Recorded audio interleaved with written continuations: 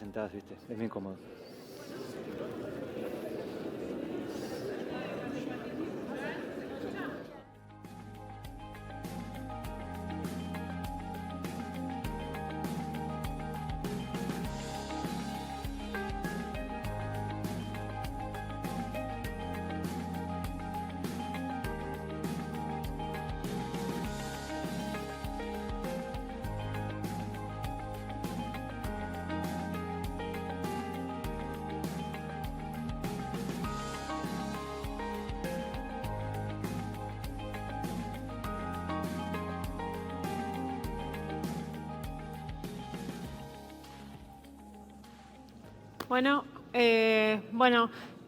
Bienvenidos a la sesión de cardiopatía estructural. Vamos a comenzar a la brevedad. Les quería decir que, por favor, estamos esperando sus preguntas. Entendemos que por ahí escanear el QR es un poco dificultoso, así que los invitamos a que agreguen el número, que es más 54911 6933 2623, para que puedan hacer preguntas antes, durante y después. Es una sesión con varias charlas, así que vamos a tratar de ser bastante expeditivos en todo. Contamos con la presencia del doctor Pislaru de la Clínica Mayo, que es el jefe de cardiopatía estructural actualmente, que es especialista en imágenes y también cardiólogo clínico. Y la idea es hablar sobre la estenosis aórtica, su prevalencia, cuándo intervenir, todas preguntas que nos hacemos todos los días en consultorio y que con las guías y con las nuevas tecnologías vamos cambiando, con las técnicas vamos cambiando tiempos y tipos de tratamiento. Así que vamos a arrancar con el doctor Esrur, que es staff del servicio de ultrasonido y también pertenece a la clínica de valvulopatías. Así que Sebas va a presentar el caso clínico. Buenos días. ¿Se escucha? Sí. Bárbaro. Vamos a empezar. Vamos a presentar el caso clínico de un paciente de 83 años que tiene una estenosis aórtica severa en seguimiento. Como factores de riesgo cardiovascular presenta dislipemia y sobrepeso, y como medicación habitual toma atorvastatina para la dislipemia y tamsulosina porque tiene una hiperplasia prostática benigna. Al examen físico se encontraba en la consulta normotenso, con una frecuencia cardíaca normal, saturando al aire ambiente 96%, con un R2 en la auscultación cardíaca, un R2 ausente, con un soplo sistólico 3 en 6 en foco aórtico, sin signos de insuficiencia cardíaca clínica al examen físico. En el electrocardiograma vemos que se encontraba en ritmo sinusal, unos 75 latidos por minuto, con una P de tamaño normal, con una conducción AB conservada, con un QRS angosto, con signos de hipertrofia ventricular izquierda. También podemos ver un extrasístole en el trazado electrocardiográfico. Y este paciente lo venimos siguiendo con un ecocardiograma, que acá están las imágenes. Arriba a la izquierda podemos ver un eje largo paraesternal izquierdo, en donde podemos observar que la motilidad de los segmentos observados está conservada. Parece tener algo de aumento concéntrico de los espesores parietales, probablemente sea hipertrofia concéntrica. Y lo que llama la atención poderosamente es a nivel de la válvula aórtica, la restricción importante de su apertura. En las imágenes de la derecha podemos ver un zoom tanto de la misma vista del eje largo como de un eje corto, o el plano ortogonal, en donde vemos que la apertura realmente está severamente restringida por enfermedad esclerodegenerativa. Aparentemente parece ser trivalva y la apertura está muy restringida, sobre todo a expensa de los bordes libres. Acá tenemos dos planos apicales, tanto de 4 cámaras como de 2 cámaras, en donde podemos observar que el ventrículo izquierdo tiene una función sistólica, al menos función de cámara conservada, no parece tener trastornos de la motilidad regional, parece tener algo de hipertrofia ventricular, que ya lo habíamos visto antes, y dilatación biauricular. Y acá estamos haciendo un interrogatorio del tracto de salida con un Doppler pulsado y a la izquierda y a la derecha con un Doppler continuo a nivel de la válvula aórtica. Esto es una medición que nosotros tomamos muy en cuenta para medir la severidad de la estenosis aórtica. Fíjense que nos da en el Doppler continuo más de 4 metros de velocidad, 4.38, con un gradiente máximo de 77 y un gradiente medio de 42. Esto nos da un área por ecuación de continuidad de 0,9 centímetros cuadrados, o sea que es severa, y indexado a superficie corporal a 0,48, por lo tanto es severa, un índice Doppler de 0,23. Y lo que informaba también el ecocardiograma es que las presiones de llenado y la presión sistólica pulmonar están conservadas con hipertrofia concéntrica y la función sistólica conservada. Entonces, repasando un poco el caso clínico, es un paciente de 83 años con estenosis aórtica severa, no hay ninguna duda de eso, asintomático, al menos eso es lo que pensamos. Quería invitar a los panelistas a saber si tenían alguna opinión de cómo seguimos con este caso, si les parece que el estudio está completo. La pregunta que queda por responder es si es un verdadero asintomático. Que sabemos la función ventricular, conocemos que la severidad de la estenosis es tal, que tiene una estenosis degenerativa y que tiene una edad en la cual la expectativa de vida es importante, con un anillo bastante accesible para cualquier tipo de intervención. La pregunta es, ¿intervenimos un asintomático? Cosa que después el doctor Pislaru creo que va a tocar en profundidad. Yo diría que sí. Sí, las condiciones que podemos ofrecerle son realmente importantes. Pero ¿sabemos si este paciente es asintomático? No lo sabemos. Por lo tanto, si hacemos una prueba de esfuerzo, ya sea en la cinta para ver el tiempo libre de disnea o un ecoestrés, quizá podamos responder esa pregunta y reclasificarlo como sintomático en lugar de asintomático. Bárbaro, perfecto. Entonces, dentro de la evaluación de la estenosis aórtica severa asintomática, vamos a tener que tomar muchos pilares para definir realmente si el paciente está asintomático y definir el timing quirúrgico. Como dijo el doctor Ronderos, la prueba funcional es un pilar importantísimo para ver realmente si está asintomático o no. La presencia de biomarcadores como el BNP también suele ser bastante importante. Los parámetros de mayor gravedad por eco, por ejemplo, una velocidad más alta, un mayor grado de progresión, un gradiente medio más alto, nos va a marcar de que esa enfermedad probablemente sea sintomática y le vaya peor al paciente en el corto plazo. Y también podemos ayudarnos con la deformación longitudinal global. En este caso, completando el estudio ecocardiográfico, no lo puse antes porque quería saber qué opinan de esta imagen. Es un paraesternal derecho, es otra vista que nosotros usamos para ver la estenosis aórtica, pero fíjense que el gradiente y las velocidades están realmente mucho más incrementadas con respecto a la del 5 cámaras. Es un hecho bastante habitual que pase. Y quería saber, los panelistas, el doctor Ronderos, Flor, qué opinan, si esto les cambia la conducta, este encuentro de gradientes más alto, o seguimos con la misma postura. Sí. No sé si el doctor Pislaru está conectado y nos escucha, pero bueno, sí, parte de la valoración de la estenosis aórtica, muchas veces en los consultorios recibimos informes que informan, como antes, un gradiente y una estenosis aórtica severa con 4.8 o 4.7 de gradiente, y eso por ahí nos hace pensar que podemos esperar, que le podemos hacer pruebas funcionales, pero muchas veces nos pasa esto, que encontramos de vista derecha paraesternal más gradiente, y quería preguntarle al doctor Pislaru qué opina con respecto a esto, con respecto a la evaluación completa de la estenosis aórtica. Vamos a escuchar su charla, pero bueno, ¿qué opina en el día a día si esto ve que nos falta en la evaluación de la estenosis aórtica?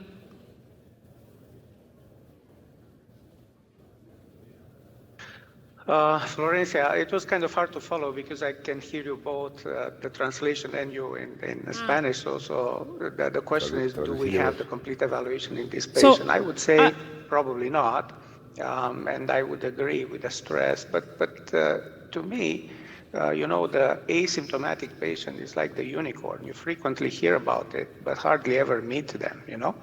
So that is part of the problem that I think we are facing with this particular patient. And the other thing that I think you have in this particular patient, look to me on the Doppler signal, perhaps you have quite a bit of regurgitation. So this patient has not only aortic stenosis, has also aortic regurgitation.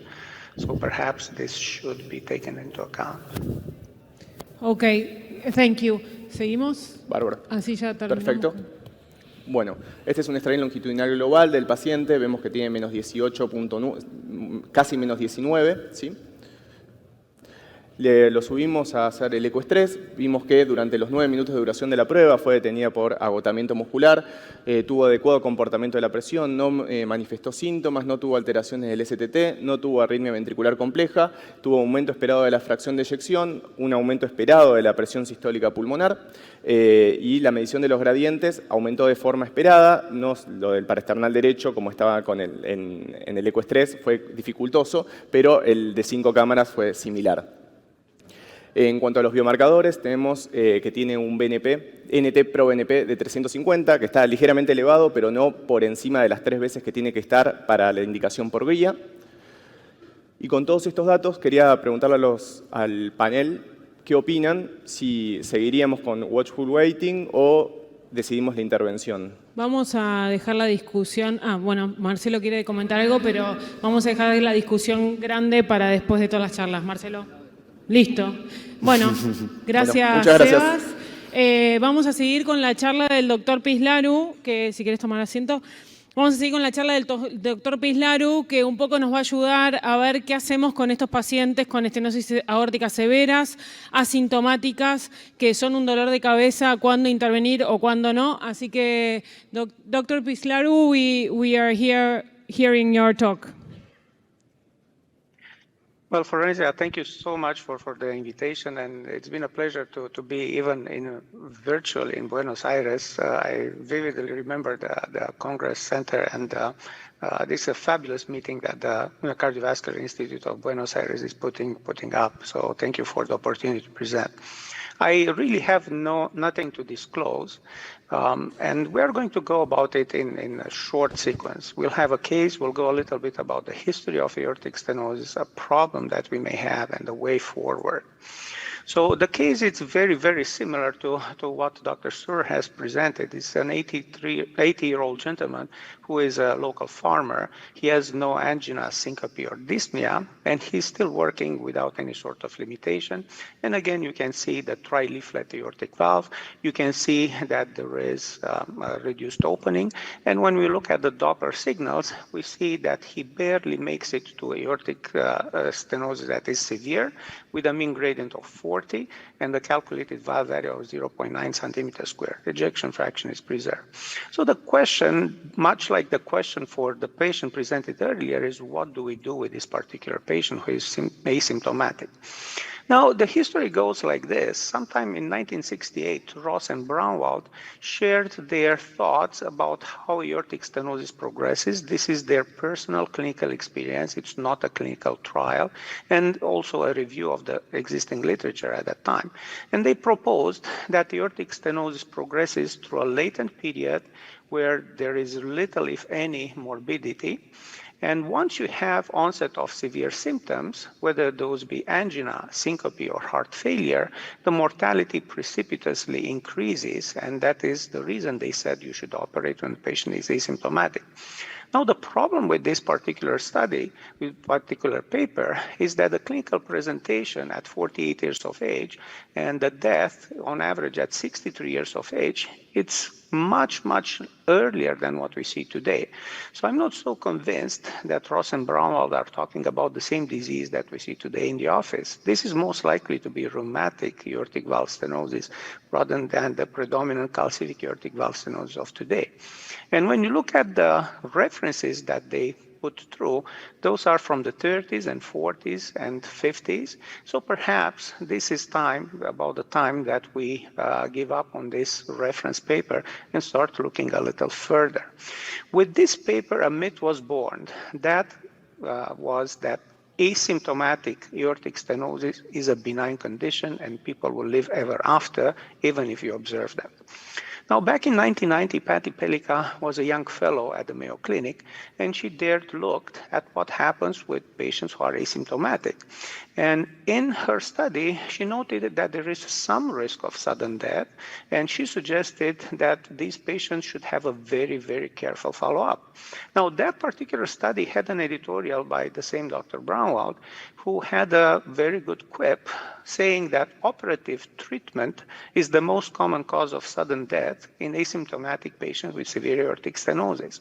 And this very, very smart phrase has put the field backward for 30 years. So we will see how that changed.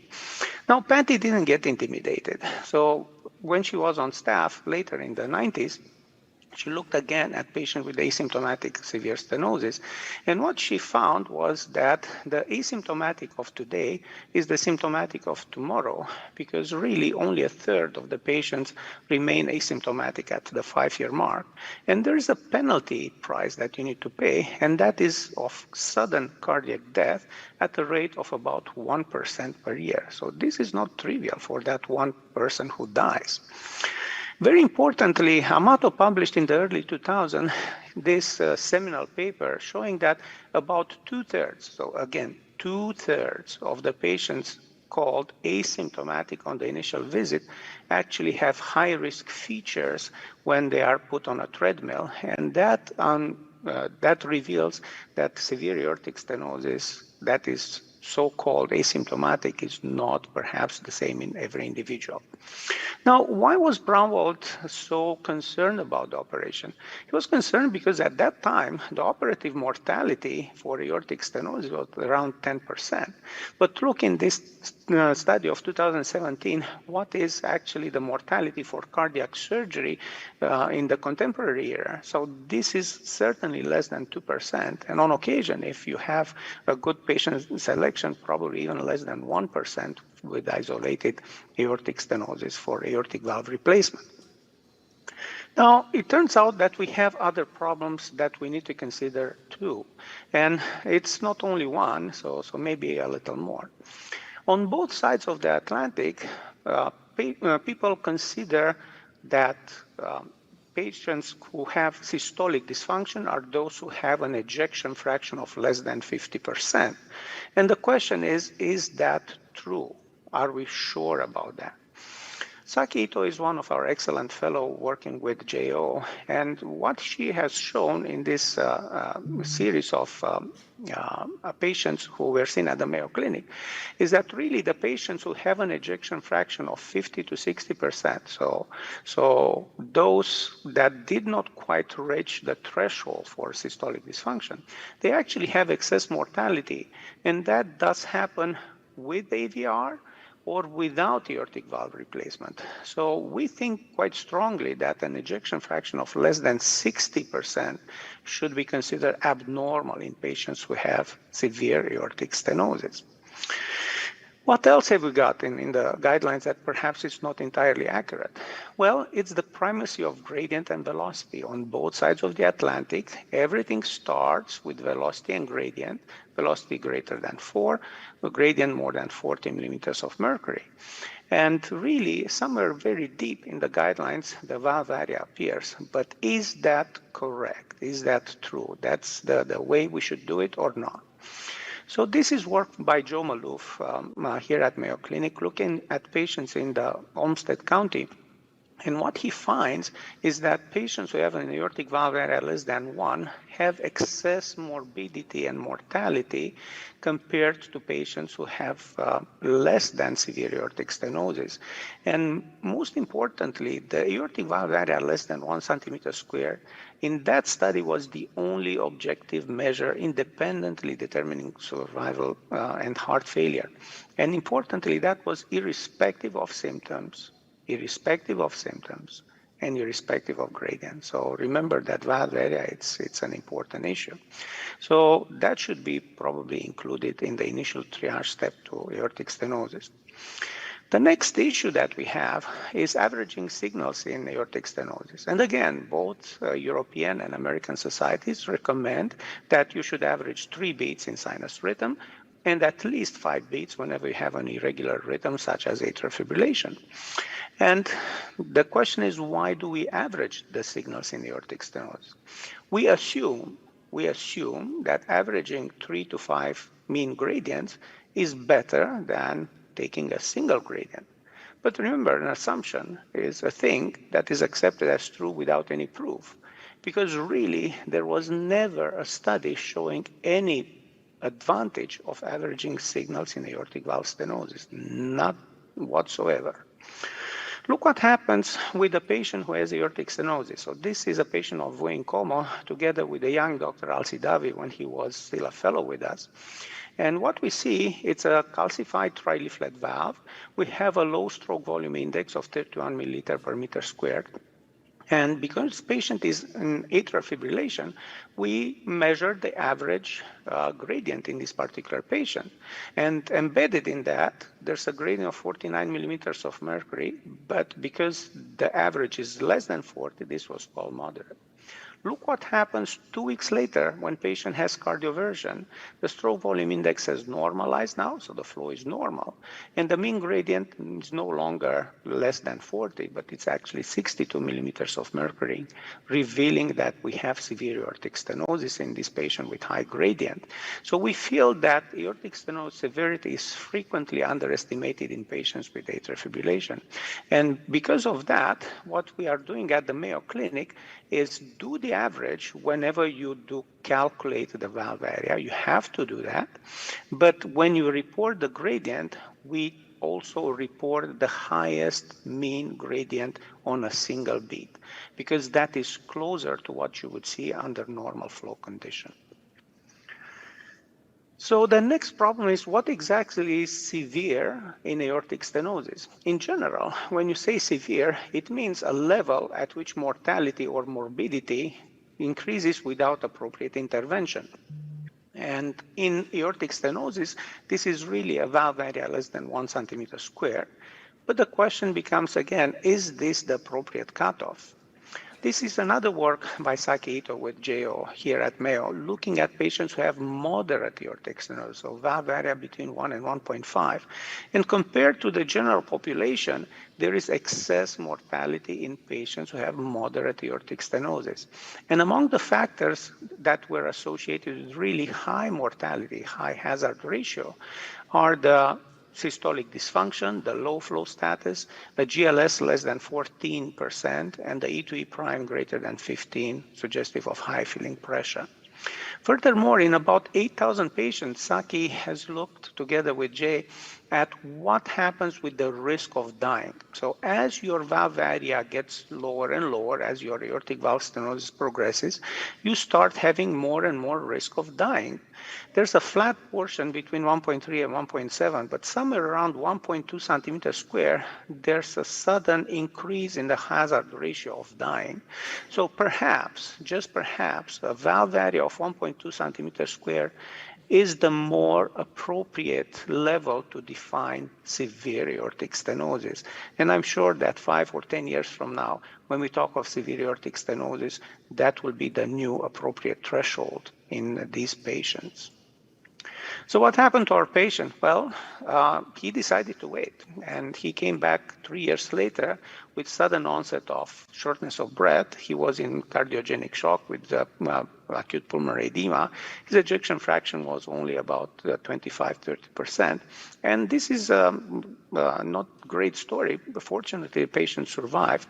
But we need to remember that an asymptomatic patient deciding for watchful waiting, their first ever symptoms may be death or a cardiogenic shock, so like in this patient. So what is then the way forward? This is, of course, the AVATAR trial. The surgeons are not waiting for the cardiologist. They said, well, we know how to operate at low risk. Let's see what happens if we operate early in patients who have asymptomatic severe aortic stenosis. And in this relatively small trial, it is true, there is though clear evidence of a benefit from early surgery versus conservative management in patients with severe aortic valve stenosis. So that is a very important finding. There are 2 trials looking at patients with so-called moderate aortic stenosis with transcatheter intervention, and patients who are at increased risk and have a valve area of less than 1.5 will be getting either conventional therapy or transcatheter aortic valve replacement, either with the core valve in the EXPAND TAVR or with the SAPIEN in the PROGRESS trial. There is something else around the corner. We have looked at signals that may indicate presence of aortic stenosis in electrocardiography. And in this study led by Jay, together with colleagues from IT, looking at about 250,000 patients who have aortic stenosis and an electrocardiogram, it turns out that the electrocardiogram can pick up signals of severe aortic stenosis. And what we have generated then is a probability of having aortic stenosis that can be derived from a simple electrocardiogram. And this is really part of our electronic medical record now, and you can pull it on any patient that comes through. So this is important information. So the current paradigm is really that a physician hears a murmur, sends the patient to an echo, demonstrates presence of severe aortic stenosis. We are looking for symptoms according to the guideline, and if the patient is symptomatic, we go to intervention with either surgical or transcatheter aortic valve replacement. But I think the new paradigm is going to be different. Patients will have a smartwatch that will tell them they have aortic stenosis. Probably they are going to be seen by a first-year resident who's going to get a point-of-care ultrasound on their smartphone, confirm the aortic stenosis by the heart team, and then just check which is the better intervention. So I do not think we should wait any longer in patients who have asymptomatic severe aortic stenosis. So which are the take-home points? The asymptomatic severe aortic stenosis is not a fairy tale. This is a real disease that has very serious consequences. Recent developments we talked about are the use of single largest gradient in atrial fibrillation, the ejection fraction less than 60%, meaning systolic dysfunction. Valve area of 1.2 centimeter squared is probably where the risk of dying starts to increase. It's not 1.0. And we have now artificial intelligence tools for screening the patients. So really, you may ditch your stethoscope and grab your smartwatch and your smartphone when you assess patients with aortic stenosis. Thank you. Thank you very much, Dr. Pislaru. Very interesting your talk. We will be discussing about it when we finish. And bueno, como vimos en el futuro, el Heart Team sigue presente, así que vamos a invitar al doctor Marcelo Trivi, que un poco va a hablar de nuestra experiencia en el instituto con 10 años de Heart Team, cuestionándonos si debemos seguir o no seguir. Creo que sí, pero bueno, Marcelo, te escuchamos. Gracias, Florencia. Yo estoy acá en representación del Heart Team. Cuando vi la presentación del caso y recordé que hoy es día miércoles, dije, bueno, es un poquito más tarde, pero es una sesión del Heart Team porque estamos más o menos los mismos protagonistas y discutimos más o menos lo mismo, qué hacer con ese señor de 80 y pico años con estenosis aórtica asintomática, y es una discusión frecuente, y como lo hacemos desde hace 10 años, todos los miércoles de las 8 a las 9:30 más o menos ya, bueno, dijimos, bueno, vamos a ver cómo nos fue y para qué nos sirvió. El Heart Team se inició para la cardiopatía isquémica, fundamentalmente nació del estudio Syntax, pero rápidamente se trasladó a otras áreas de la cardiología, entre ellos las enfermedades estructurales, más específicamente las enfermedades valvulares y más específicamente la estenosis aórtica. Y se dirigió por alguna de esas razones del destino, muchas veces por necesidad, hacia los pacientes candidatos a reemplazo percutáneo. Entonces, hoy por hoy, después de un crecimiento o de una educación y una concientización y una estabilización del Heart Team, tenemos apuntado directamente hacia el tema que hoy nos ocupa. Así estaba diseñado, y esta es una vieja, van a ver varios slides, algunos de Alfonsina, este es uno de Alfonsina, otro de Ricardo, que yo he ido tomando para darle un poco más de integridad a mi mensaje. Y bueno, está formado inicialmente por este grupo de médicos que ven ahí, un clínico, un especialista en enfermedades valvulares. Los Heart Team son todos diferentes. Inicialmente eran un intervencionista versus un cirujano, después se agregó el clínico, el especialista en imágenes para esto es muy importante, etc. Este era el Heart Team original. Lo puse original como digamos, un homenaje a los antiguos como yo, pero realmente hoy Paul Lamela es un activo y casi imprescindible para nosotros analizar con él las tomografías computadas, y lo mismo pasa con muchos de los otros integrantes más jóvenes que evidentemente nos están reemplazando con una versión mejorada de nuestra actividad. ¿Cuál es la importancia del Hartim en la estenosis aórtica? Creo que este slide también es de Alfonsino, de Ricardo Ronderos. La confirmación de la severidad de la estenosis aórtica. Todos decimos, todos sabemos cuándo es severa. No, no sabemos. La verdad, cada caso hay que discutirlo y ver si es severa o no es severa. La evaluación de los síntomas, como pasa en este caso. En análisis del riesgo quirúrgico versus la expectativa de vida, que podemos decir cuál es el mejor método para medirlo, también eso lo discutimos. La factibilidad del procedimiento es un tema muy importante. No siempre que uno quiere hacer una TAVI la puede hacer técnicamente. Cada vez más la respuesta es sí, pero no siempre. Cómo hay que realizar el procedimiento, la evaluación de resultados, y así funcionamos nosotros desde hace 10 años, con un día horario fijo, que era presencial inicialmente, después virtual durante la pandemia, híbrido ahora. Vamos a ver cómo lo seguimos en el futuro, con todas las áreas representadas. No es necesario que haya más de uno, pero sí alguna de las áreas representadas. Presentamos los pacientes con los datos clínicos y complementarios. Inicialmente lo poníamos con una foto, ahora la foto ya la hemos abandonado. Revisamos las imágenes y muy importante que hemos aprendido el registro de las conclusiones en la historia clínica. Nosotros anotamos la historia clínica, el paciente fue visto en el Hartim y decidimos esto, los que estaban presentes, y esto tiene mucho valor para después, para la historia, para ver quién lo dijo, por qué lo dijo, qué hicimos o por qué no hicimos. Tener una base de datos para la revisión de los resultados es fundamental, también es un trabajo que tuvimos que aprender, y fundamentalmente yo digo, es un aprendizaje entre expertos, porque yo todos los días aprendo de Fernando Cura, de Ricardo Rondero, de Florencia Castro, de Paul Lamela, y ellos aprenden un poco de todos, y aprendemos todos un poquito del cirujano, cómo se hace la cirugía, por qué no, en fin, me parece que es una manera que nosotros también aprendamos como en todas las cosas de la medicina.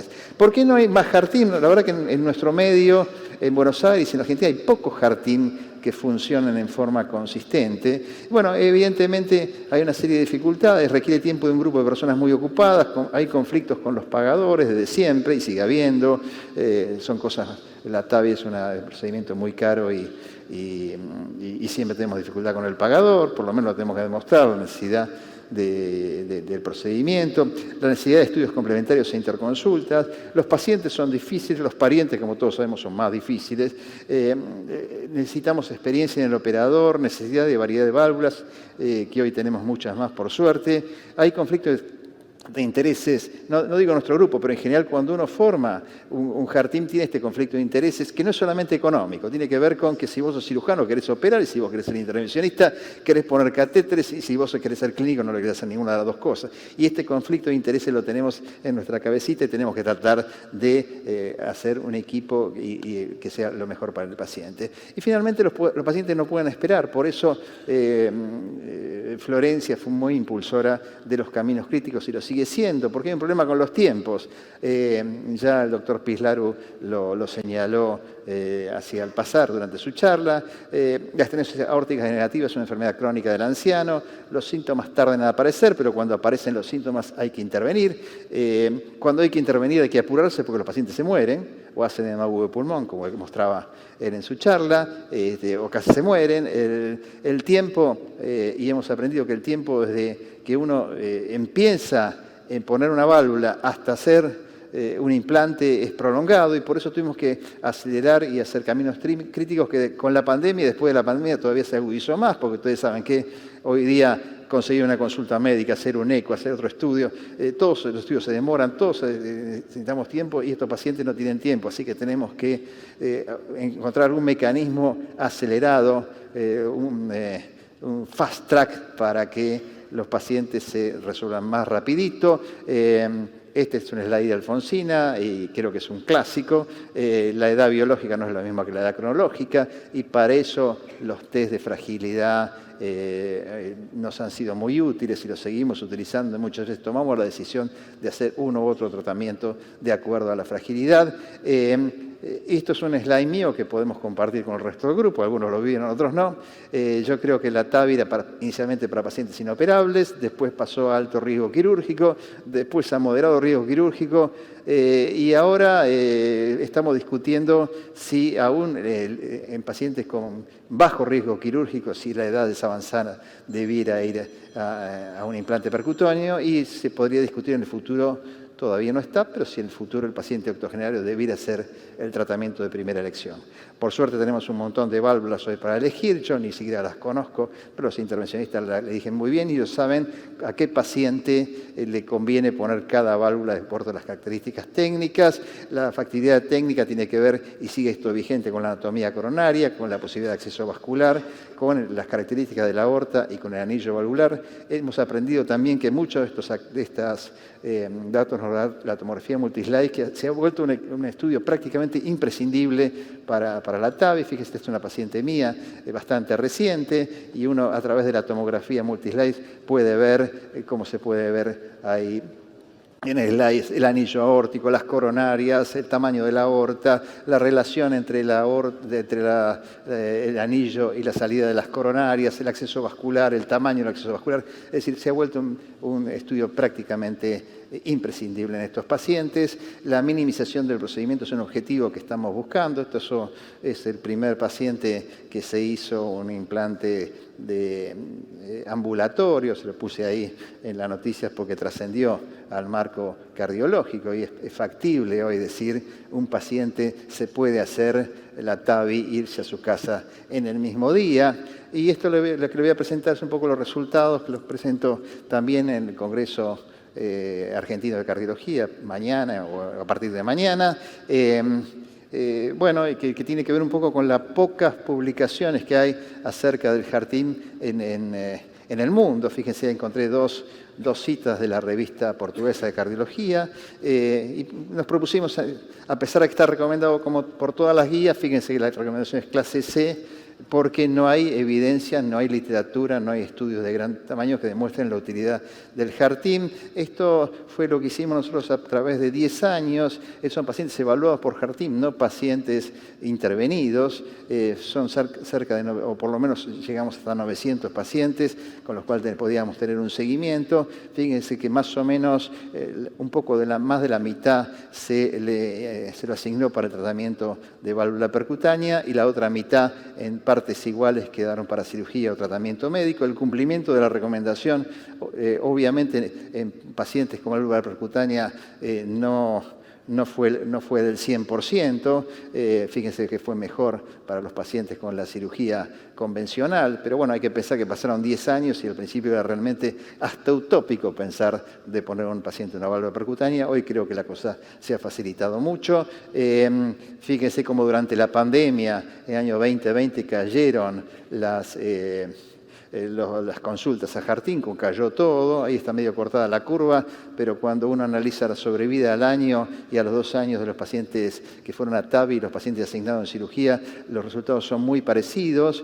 con una mortalidad, fíjense, para TAVI 86% al año, para cirugía, una sobrevida, no una mortalidad, 86% al año, 83% para cirugía. Las diferencias no son significativas, está hecho con Kaplan-Meier, así que realmente pensamos que esta es una manera de decir los pacientes estuvieron bien seleccionados. Fíjense, estos son datos que van adicionales. Después de la pandemia empezaron a crecer rápidamente nuevamente las indicaciones de TAVI y de cirugía. Y si tomamos estos datos, tienen que ver con lo que presentaba en la presentación Mariano Benzabón acerca de calidad. Estos son datos de nuestro servicio referido a calidad, donde nos analizan un poco los resultados y fíjense cómo la mortalidad intrahospitalaria tanto para TAVI como para cirugía cardíaca es muy baja en nuestro grupo. Han ido bajando los días de internación para las 2 intervenciones y el número de marcapasos por TAVI realmente es muy bajo. Estos son datos más recientes de los últimos años. Fíjense cómo la sobrevida de los pacientes post-TAVI ha ido aumentando en los últimos años y podemos decir con orgullo que en el último año se superaron las 100 TAVI con 0% de mortalidad durante el 2022. Así que, ¿qué aprendimos en 10 años de Heart-Team? Que es un equipo factible y sustentable durante 10 años que permite una adecuada selección de la mejor terapéutica, mejora la calidad de atención, que redunda en una mejor experiencia del paciente, la importancia de la tomografía computada, de acelerar los tiempos y la tendencia a la menor invasividad, y la pregunta que queda colgando si será necesario que sigamos con esto en el futuro. Muchas gracias por su atención. Gracias, Marcelo. Gracias, Marcelo. Bueno, seguimos con el jefe de cirugía, el doctor Navia, y la pregunta para el doctor Navia es si debemos seguir operando a los pacientes octogenarios. Hola. Siempre me ponen una pregunta para pelearme a mí. Buenos días. Voy a tratar de darle mi opinión desde el punto de vista quirúrgico de cómo veo yo el TAVI y las indicaciones. La primera diapo.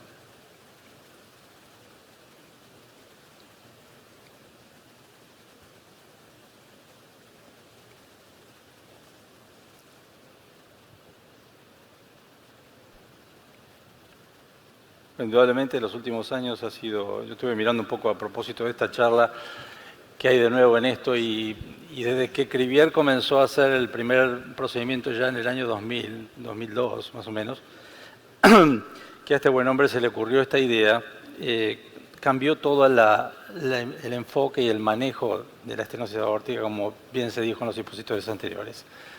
Así que indudablemente todo eso ha hecho un gran cambio en el manejo de la estenosis aórtica y de esa fecha hasta ahora, alrededor de 10.000 pacientes se han hecho en la mayoría de los estudios que ustedes han visto, tanto de alto riesgo, de riesgo intermedio y ahora últimamente de riesgo moderado. Indudablemente eso ha cambiado mucho, todos estos estudios han sido rigurosamente realizados, pero no puedo dejar de decir que estos estudios se realizaron por la industria que hace las válvulas, financiado por esas industrias, con criterios de selección, de inclusión de esos estudios muy seleccionados, con criterios de exclusión también muy marcados, donde indudablemente las conclusiones pueden ser sesgadas y como todo pasa en medicina, la evidencia está, vuelvo a decir, 8.000 pacientes, está esquematizado ahí, todo se generaliza. Y las conclusiones de esos estudios fueron muy reglados para determinados grupos de pacientes que entraron en esos estudios. Obviamente, después, como decía, todo se generaliza y es difícil decir este paciente no tenía criterios porque, bueno, la práctica diaria hace que todo avance. Si uno mira la experiencia, y en este gráfico traté de mostrarles cómo fue la evolución, que ustedes están al tanto de esto, fíjense que en el 2016, tanto el riesgo intermedio, que fue clasificación clase 2A, pero en el Partner 3, en el 2019, tanto el Partner 3 como el Evolut, en bajo riesgo, fíjense que los eventos primarios, a diferencia de los eventos primarios encontrados tanto en el riesgo intermedio, fueron mucho menores. Los riesgos de mortalidad y de stroke, fíjense que los eventos en el Partner 3 o de bajo riesgo fueron 18 y 44, con un total de eventos duros del 62. Si uno compara esos eventos con los otros estudios, ve que realmente la cantidad de eventos de estos dos estudios importantes de bajo riesgo fueron muy bajos. Aparecieron las guías y esto cambió un poco el manejo y un poco a propósito de esta mesa se va a discutir, pero fíjense que las guías americanas marcan que la edad de corte es 65 años. 65 años para abajo, clase 1A cirugía, más de 80 años, la edad marca un rol, ya no es el riesgo, la edad de 80 años mayores o con baja expectativa de vida de menos 10 años es clase 1A, y de entre 65 años y 80, el clase 1A es lo mismo cirugía que TAVI. Ahora vamos a Europa. Europa cambia la edad de corte y pone 75 años. Menos de 75 años, con score de Euroscore de menos de 4, clase 1B cirugía. Y para TAVI, más de 75 años, con una expectativa de vida de menos de 10 años, clase 1A. Y entre los remaining dicen, bueno, lo mismo cirugía que TAVI. En el otro extremo también traje este punto, que es las guías inglesas. Las guías inglesas marcan que son un poco más criteriosos en algunos aspectos, un enfoque mucho más, no sé, de sentido común, como ustedes quieran llamarlo, los ingleses. Ellos dedican cirugía a los pacientes que tienen bajo costo e intermedio, como indicación. Y solamente queda TAVI en aquellos pacientes que son no candidatos a cirugía o de alto riesgo. Tienen un análisis costo-efectivo y a ellos no les cierran los números y hablan obviamente que 1.500 libras una válvula biológica y 15.000 a 20.000 una TAVI. Ese es el enfoque en Inglaterra. Por eso las guías cuando se mezclan la edad, ¿por qué los americanos 65, por qué los europeos 75? Es medio confuso eso. Algunas cosas que me llamaron la atención de estos estudios de bajo riesgo y que están ya marcados. Fíjense que a 2 años ya empieza a haber una cosa de trombosis valvular del 2.6% con respecto a los de TAVI, con respecto a la cirugía. Y esto se coincide con las curvas. Aparentemente tanto las curvas de muerte como la incidencia de stroke a 2 años están cambiando. Habría que tener cuidado si este efecto de la trombosis que aparece ahora, que obviamente es 2.6%, no tiene entidad, pero fíjense cómo las curvas al mismo N de riesgo a 2 años están juntándose. Lo mismo la regurgitación paravalvular. Sigue habiendo incidencia de esto y las clasificaciones cada vez son más variadas. Severa, moderada, mild, moderada. ¿Cómo se diferencian todas estas cosas? Si en vez de leve, moderada y severa, eso todavía sigue estando a pesar de estudios 2 años de bajo riesgo. Así que algunas preguntas que me dicen, mirar esta revisión muy acortada y muy cortita, si es suficiente la cantidad de evidencia clínica para justificar TAVI en clase 1A en estenosis aórtica de bajo riesgo. ¿Por qué las diferencias entre el límite de 65 años en las guías americanas y 75 en las guías europeas? Es un enfoque arbitrario. Las recomendaciones de nuevas guías están basadas en un análisis costo-efectivo. No sé si eso en la realidad nuestra, de nuestro país, eso estamos peleando con los aseguradores para autorizar estos procedimientos. Todos estamos inmersos en este país. Y no resulta apresurado recomendar TAVI con clase 1A en pacientes de más de 65 años debido a un aumento de la incidencia de trombosis. Esa es una pregunta que hay que planteársela cuando uno va a bajar el número de pacientes asintomáticos o de menor edad. Los pacientes de 80 años, ¿cuál es la expectativa de los pacientes de 80 años? Bueno, en Estados Unidos, y esto lo saqué de Estados Unidos, un paciente de 80 años tiene la expectativa de vida de 10 años. Hace años atrás era obviamente mucho menor.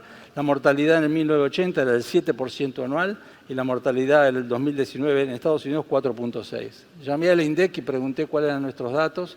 Me dijeron que la experiencia de vida en Argentina con el censo del 2020 es de 76 años. Las mujeres viven más, 80 años promedio, y los hombres 73.4. No me pudieron dar este dato cuánto vive un paciente argentino de 80 años en cuanto a esperanza de vida, pero por lo menos uno tenemos una idea.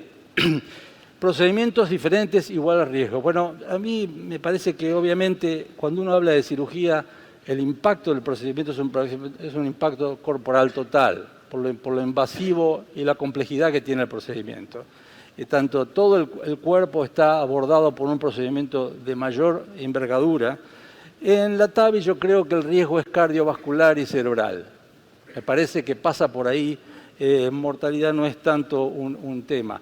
Pero el tema más importante, y muchos ya han hablado de esto, el riesgo de TAVI, el paciente de bajo riesgo o alto riesgo, se define en la cantidad de calcio y en la cantidad técnica de cómo manejamos esto, y que los cirujanos estamos recontra acostumbrados porque lo vemos a diario y peleamos a diario en quirófano con este escenario. Así que yo creo que el concepto de bajo riesgo o alto riesgo, una de las cosas importantes en TAVI debe ser cuál es el escenario de calcificación, tracto de salida, para tratar de comprimir todo este calcio que ustedes ven en la pared con la fuerza radial que tiene una válvula de ese tipo. Nosotros no es un tema porque nosotros obviamente sacamos esto y nos queda el agujerito y ahí trabajamos y manejamos muy bien los sistemas de conducción, la regurgitación paravalvular las podemos manejar y obviamente es una situación distinta desde el punto de vista del reemplazo valvular.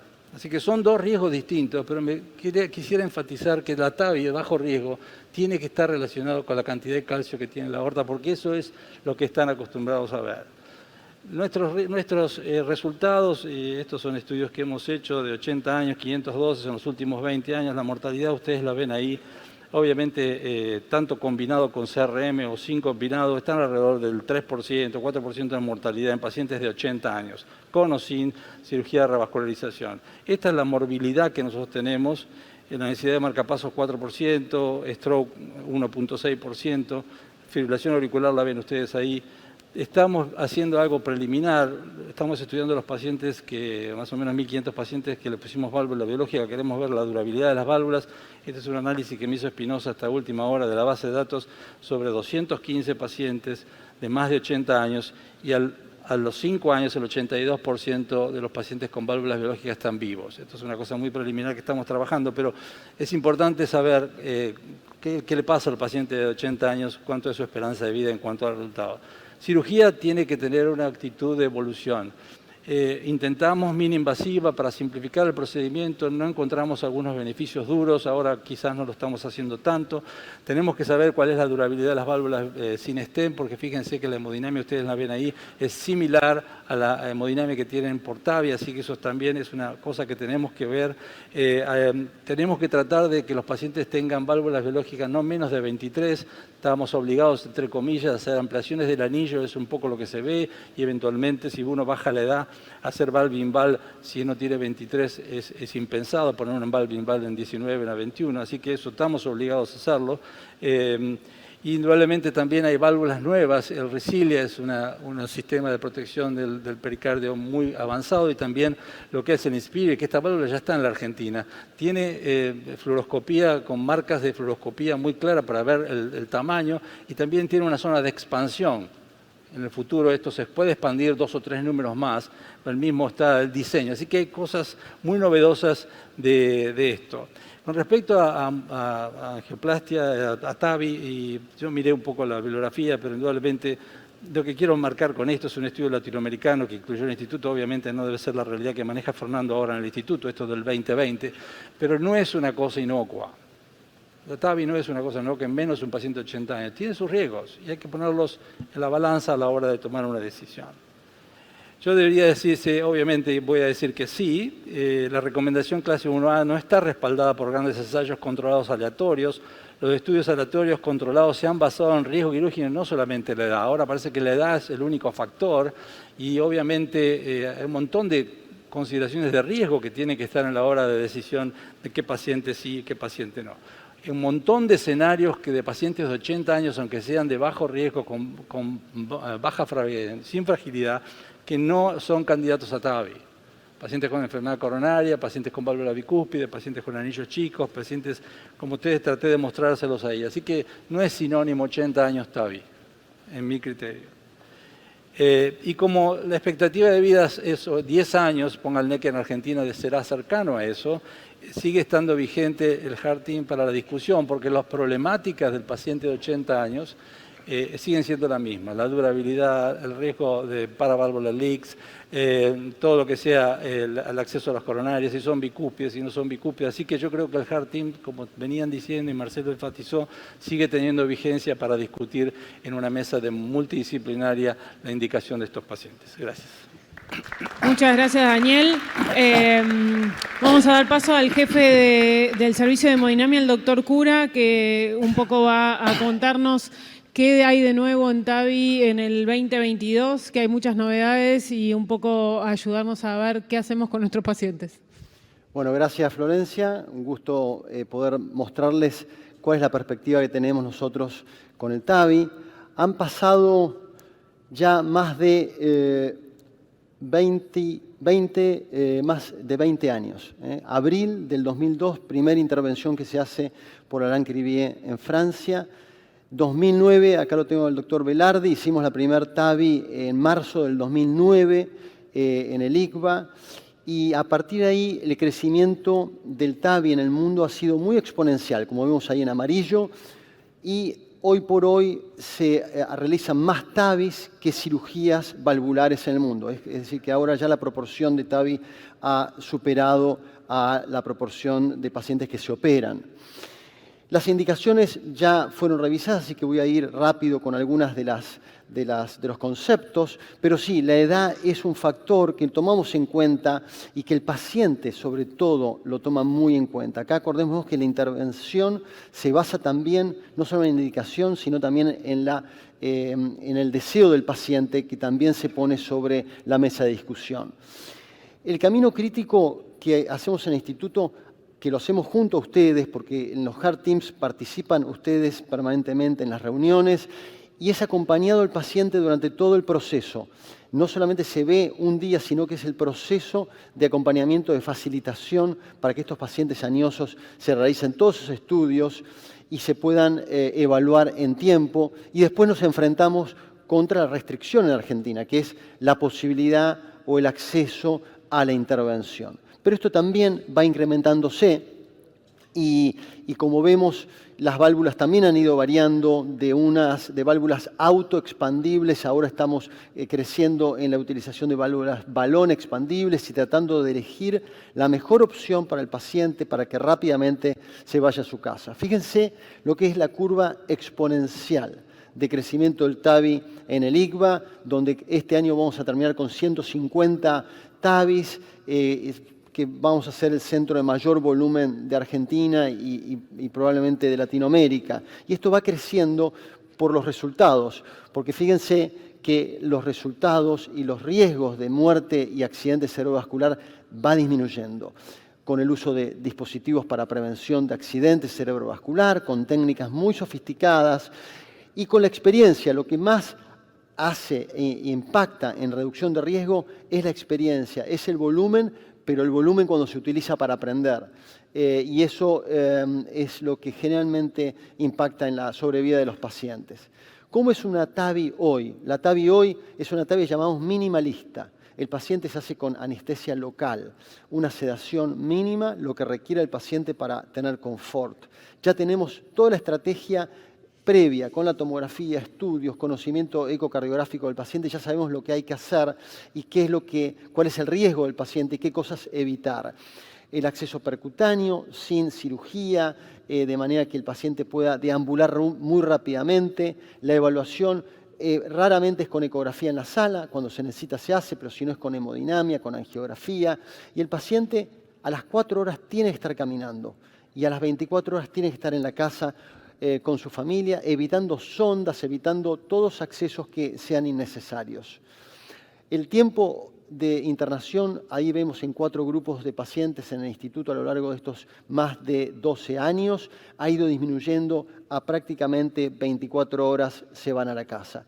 Y llegando a este nivel, que este es el paciente que mostraba Marcelo, donde el paciente se puede ir a la casa el mismo día, que lo hicimos ahí en la foto con el paciente y Pablo, y este paciente también fue seguido por otros 5 o 6 pacientes, donde puntualmente, no es para hacerlo para todos los pacientes, pero algunos pacientes se benefician yendo a su casa rápidamente. Muchas gracias.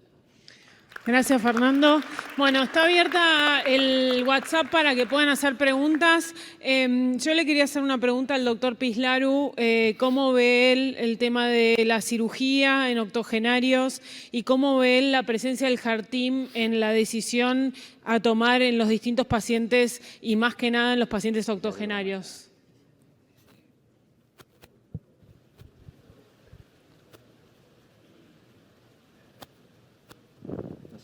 Navia will be upset with me, but I will say, just think about of the differences in the United States. So the cost of TAVI and the cost of surgery in the United States is exactly the same. So that is an important thing to remember. And the second thing is was what Dr. Kura was saying. Patients really do not want surgery because they would like to be dismissed the same day or the next day. So to us, we were doing about 600 TAVIs per year and probably 200 surgeries. Now, the one very important point Very important point. The surgeon has to be part of the team, and the surgeon has to be involved in the discussion, because really there are subtleties about who needs to receive what that cannot be discussed just by the simple cardiologist, imager, or interventional. The surgeon has to be part of that. And one very important point in that discussion is, do you have transfemoral access? No transfemoral access, all the benefits, all the trials, everything that was shown to be so beneficial with the transcatheter aortic valve replacement is exclusively with the transfemoral access. So in my mind, over the age of 80, most of the patients will choose TAVI, but there is a group of patients who must have surgery, and anything is better than doing nothing. So that's the way I would phrase it. Thank you very much. Alfonsina, un poco quería tener tu visión con respecto al HeartTeam. ¿Qué futuro le ves y por ahí a dónde vamos a guiar la discusión? Por ahí lo que discutíamos hace 10 años no es lo mismo que tenemos que estar discutiendo ahora.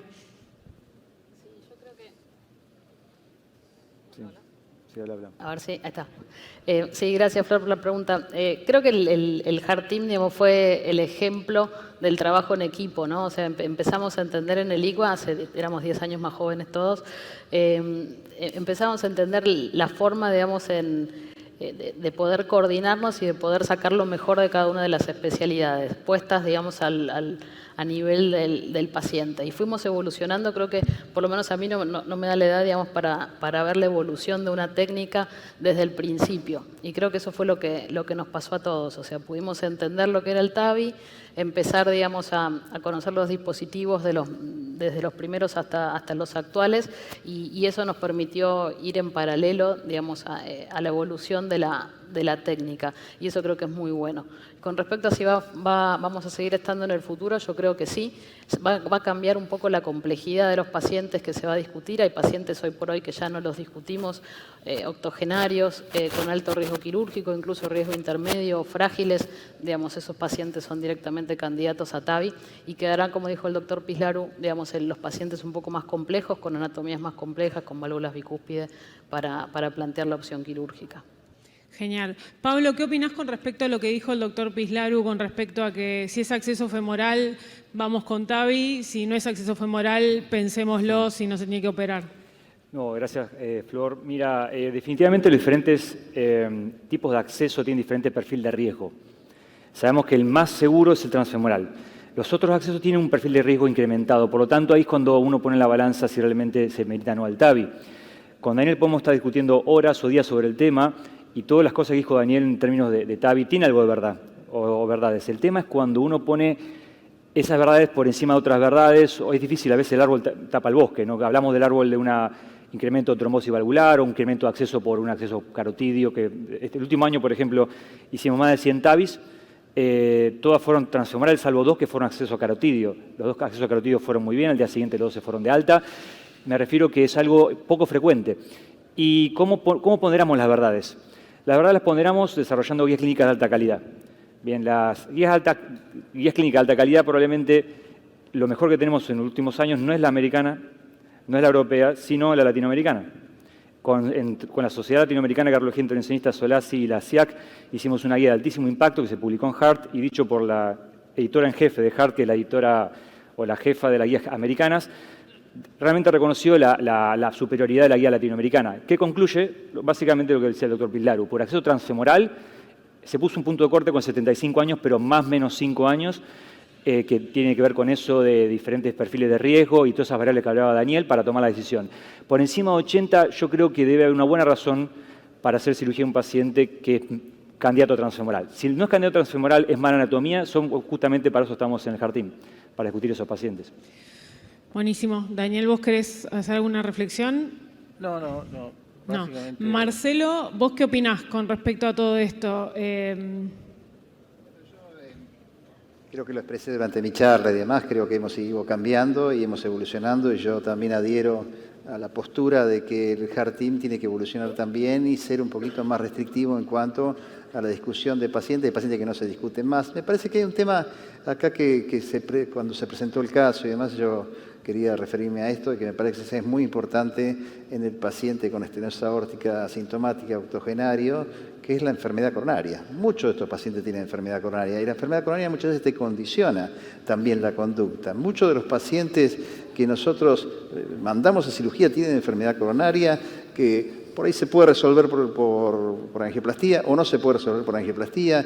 Y hay muchos pacientes que tienen enfermedades concomitantes en la válvula mitral. Muchos de los pacientes que nosotros evaluamos, miramos la válvula aórtica, nos olvidamos que también está la mitral, y la mitral o la tricúspide también juega un rol en todo esto. Y hoy por hoy nosotros no podemos considerar seriamente un tratamiento percutáneo para la válvula mitral y la válvula tricúspide, además de la válvula aórtica. Así que me parece que van a seguir existiendo pacientes para cirugías. El HERTIM tiene que seguir existiendo, pero ser un poquito más restrictivo en cuanto a lo que discute. Buenísimo. Tenemos una pregunta, voy a aprovecharla para ver si pueden contestar. Dice, ¿cómo será el panorama en pacientes jóvenes con válvulas bicúspides, opciones quirúrgicas y viabilidad a largo plazo de las válvulas protésicas? No sé si quiere contestar el doctor Ronderos y el doctor Navia. Me da la oportunidad de decir algo que quería decir hace tiempo antes de que terminara la mesa, y que tenemos que pensar también qué le ponemos, ¿no? Porque nosotros estamos diciendo cuándo intervenimos, cada vez queremos intervenir antes, en las moderadas, en los asintomáticos. Y eso está claro, no cabe duda que la enfermedad aórtica, la estenosis aórtica severa en un asintomático, en una paciente moderado que ya tiene cierta idea, cierta evolución, no es una buena cosa. Ahora, ¿qué le vamos a ofrecer? ¿Qué le vamos a dar? Acá se tocaron muchos temas, pero yo quiero puntualizar dos. Marcelo y Fernando mostraron la enorme evolución de las prótesis percutáneas. Desde que empezamos hace 12 años, 13 años hasta ahora han cambiado radicalmente. Siempre tuvieron un gran perfil hemodinámico, pero todavía tenían problemas de leak, eso mejoró. Lo que nos queda por responder es la durabilidad. Tocó un punto Daniel, que es la trombosis. Yo creo que esa es la punta del iceberg. Hay un montón de cosas más que tenemos que resolver. Las válvulas no son ideales.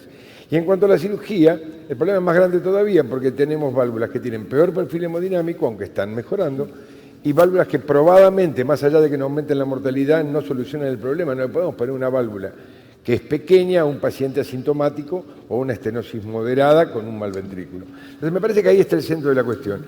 Si queremos operar jóvenes, si queremos operar asintomáticos, si queremos operar gente de bajo riesgo, tenemos que ofrecerle la mejor solución, y la válvula ideal no está. Marcelo dijo algo muy cierto, nosotros no sabemos tanto de válvulas como saben ustedes. Ustedes son los que eligen la mejor o la peor, porque ustedes saben también como yo que no se puede muy generosamente operar a una persona de 60 años, poner una válvula biológica, sea percutánea o sea quirúrgica, y decirle nunca más te vamos a hacer nada. Y si, como bien dijo Daniel, le ponemos una menos de 23 en una cirugía, estamos seguros que va a haber que operarlo, porque ni siquiera vamos a poder poner un valve in valve. Entonces me parece que ese es un punto que no tenemos que dejar de tener en cuenta, Florencia. Daniel, tu opinión sobre eso, y acá también dice si se inclinan por poner válvulas biológicas. Sí, indudablemente cada vez la demanda de válvulas biológicas es más marcada.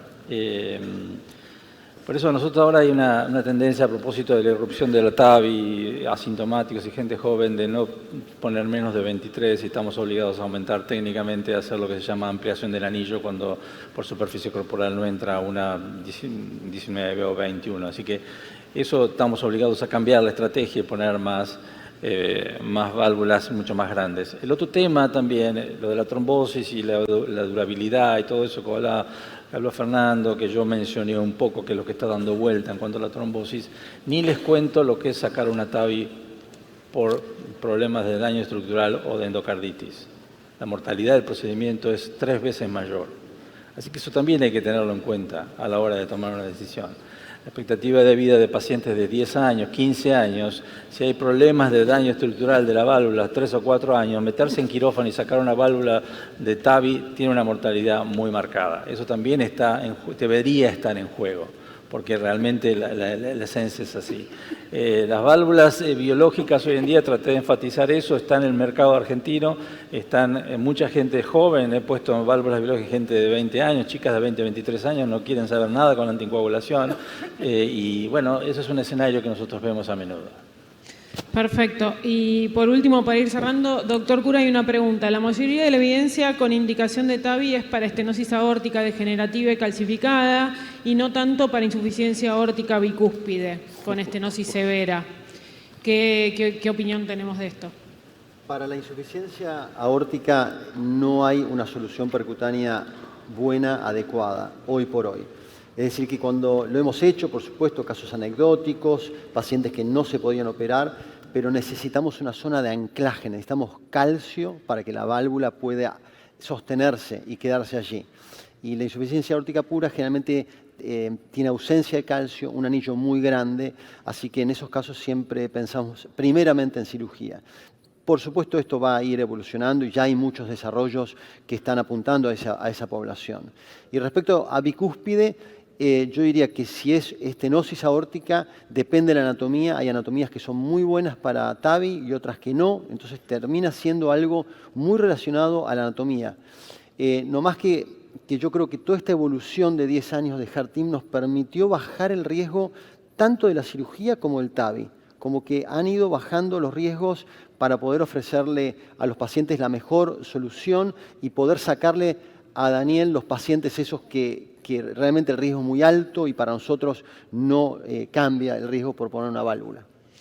Buenísimo. Bueno, esperamos haber sido, digamos, interesantes para ustedes. Para nosotros fue súper interesante. Agradecemos mucho la participación del doctor Pislaru, como siempre.